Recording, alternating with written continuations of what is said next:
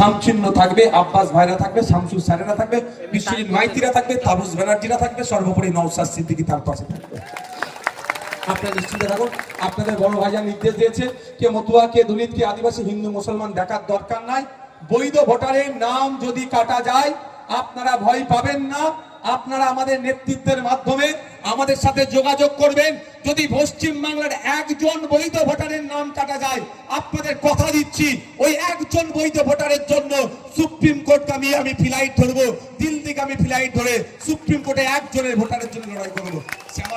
সে আমার মতুয়া হতে পারে, হিন্দু হতে পারে, দলিত হতে পারে, আদিবাসী হতে পারে, মুসলমান হতে পারে, আমার দেখার দরকার নাই। মানুষের জন্য আমি লড়াই করব। কারণ সংবিধান 326 নম্বর ধারার কথা বলেছে, ভারতীয় হতে পারে, 18 বছরের ঊর্ধ্বে বয়স হলেই ভোটদানের স্বাধীনতা।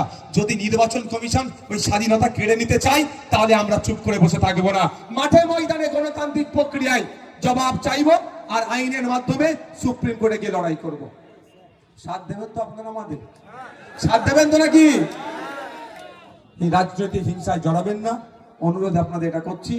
রাজনৈতিক হিংসায় জড়ালে ক্ষতিগ্রস্ত দিনের শেষে আপনারাই হবেন।